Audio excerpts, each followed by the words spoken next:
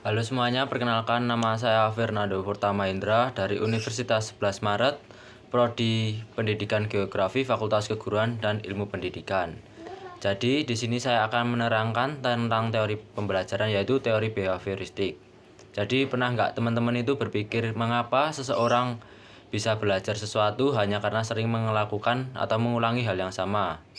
Semua itu bisa dijelaskan melalui teori belajar behavioristik, salah satu teori paling berpengaruh dalam dunia pendidikan dan dalam psikologi belajar. Jadi, secara sederhana, teori behavioristik ini menjelaskan bahwa belajar adalah perubahan perilaku yang dapat diamati sebagai hasil dari pengalaman atau pelatihan. Teori ini menekankan bahwa proses belajar tidak perlu melibatkan pikiran, perasaan, atau kesadaran. Yang terpenting adalah stimulus dan respon. Stimulus adalah apa yang diberikan kepada seseorang dan respon adalah bagaimana orang tersebut akan bereaksi. Artinya, belajar dianggap terjadi ketika seseorang menunjukkan perubahan perilaku setelah mendapat rangsangan tertentu. Contohnya, ketika para mahasiswa diberikan pertanyaan oleh bapak atau ibu dosen, dan mahasiswa itu mampu bereaksi dengan menjawab pertanyaan-pertanyaan tersebut. Untuk teori behavioristik ini dikembangkan oleh beberapa tokoh psikologi. Di antaranya adalah yang pertama adalah Ivan Pavlov yang terkenal dengan teorinya yaitu classical conditioning. Pavlov terkenal dengan eksperimennya menggunakan anjing dan lonceng, di mana setiap kali lonceng dibunyikan, Pavlov akan memberikan makanan sebagai pancingan untuk anjing-anjing tersebut, dan lama-kelamaan anjing tersebut mulai mengeluarkan air liur hanya karena mendengarkan lonceng-lonceng yang telah dibunyikan, padahal Pavlov tidak memberikan makanan tersebut sama sekali. Dari eksperimen ini, Pavlov menyimpulkan bahwa perilaku bisa dibentuk melalui pengkondisian klasik, yaitu mengasosiasikan satu stimulus dengan stimulus yang lainnya.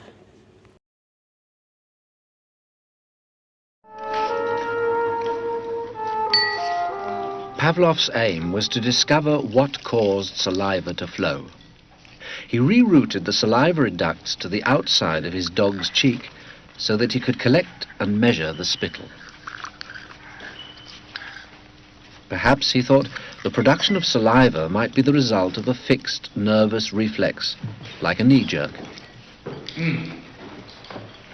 5 минут 42,5 секунды. After taking many measurements of spittle, he confirmed that the dogs drooled automatically when their tongues touched food. He called the response the salivation reflex. 4,5. Хорошая собачка. Я предлагаю поменять собаку. But his work started to run into trouble. As his dogs became familiar with the experimental routine, they started to fill their cheek tubes before Pavlov had a chance to stimulate their tongues. The dogs were learning to anticipate food. Pavlov tried a new technique. He erected screens so that the dogs couldn't see what was going on. Before passing meat through the hatch, he introduced a stimulus that was totally unrelated to feeding. A ticking metronome.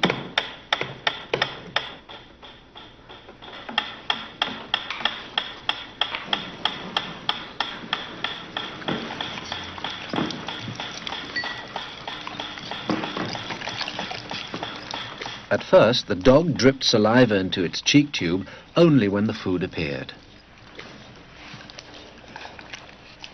But after a number of trials, the dog began to connect the ticking with the arrival of meat.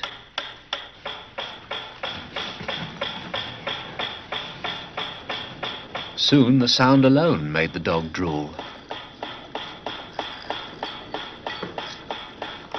Eventually, the dog salivated as much to the ticking itself as it did originally to the presentation of food. Полная. Идите сюда.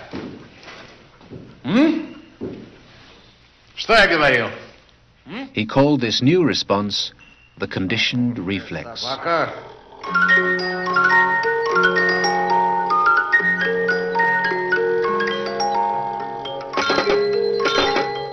Whatever the stimulus, his dogs could soon be conditioned to produce saliva.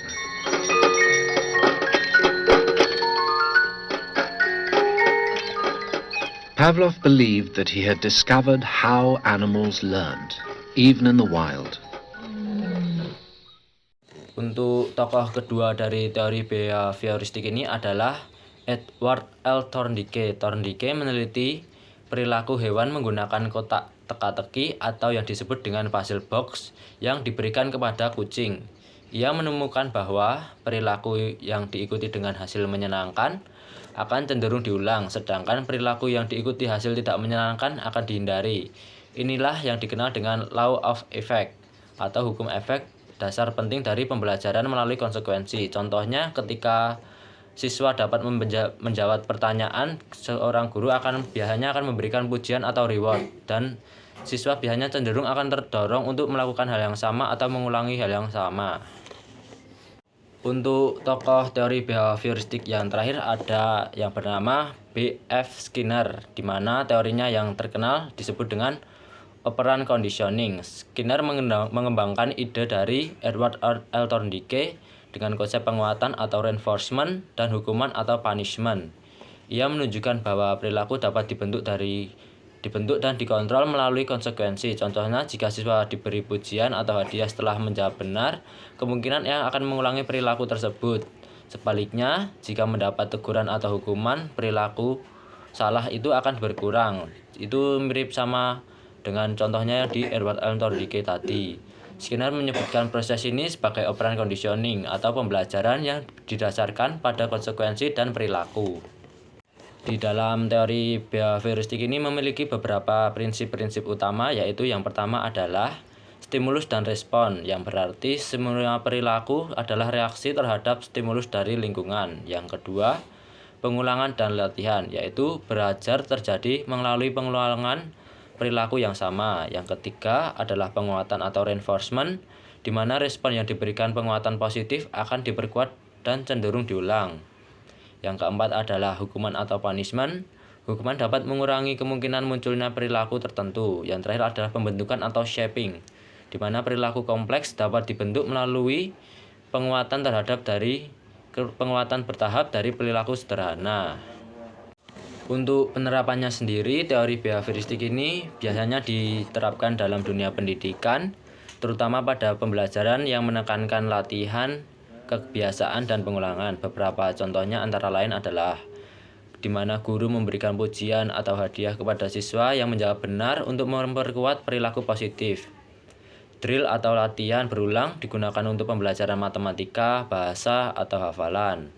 Yang ketiga ada penggunaan nilai skor atau reward, sistem untuk meningkatkan motivasi belajar. Dan yang terakhir adalah pembelajaran bertahap atau step by step, seperti dalam pembelajaran membaca atau menulis. Dengan pendekatan ini, guru berperan sebagai pengontrol lingkungan belajar yang mengatur stimulus dan konsekuensinya agar siswa mencapai perilaku yang diinginkan. Oke, untuk membuktikan contoh penerapan yang telah saya berikan tadi, yaitu pemberian reward atau hadiah. Ini ada adik saya namanya Altira. Oke, kamu kalau belajar atau tak suruh beli apa gitu, lebih suka kalau tak kasih hadiah apa enggak? Kasih. Oke, makasih. Ini tak kasih hadiah karena udah bantu Mas Nando belajar. Teori behavioristik ini juga memiliki beberapa kelemahan dan kelebihan teman-teman. Jadi untuk kelebihannya sendiri, ada yang pertama itu mudah diterapkan dan diukur hasilnya, dan efektif untuk pembentukan kebiasaan dan keterampilan dasar. Dan yang terakhir kelebihannya itu adalah cocok untuk pembelajaran yang membutuhkan latihan dan ketepatan seperti matematika tadi dan atau bahasa atau membaca. Dan untuk kelemahannya, teori behavioristik ini mengabaikan aspek kognitif dan emosional manusia. Kedua, tidak memperhatikan motivasi internal. Dan yang terakhir, belajar dianggap hanya sebagai reaksi mekanisme, bukan proses berpikir. Jadi, penutup atau kesimpulannya adalah teori behavioristik ini mengajarkan kita bahwa belajar bisa dilihat dari perubahan perilaku yang diamati dari hasil hubungan antara stimulus dan respon. Meskipun kini teori-teori kognitif dan konstruktivistik telah berkembang, teori behavioristik tetap menjadi fondasi penting dalam dunia pendidikan, terutama dalam bentuk sikap disiplin, kebiasaan, dan keterampilan dasar. Sekian dari saya, terima kasih.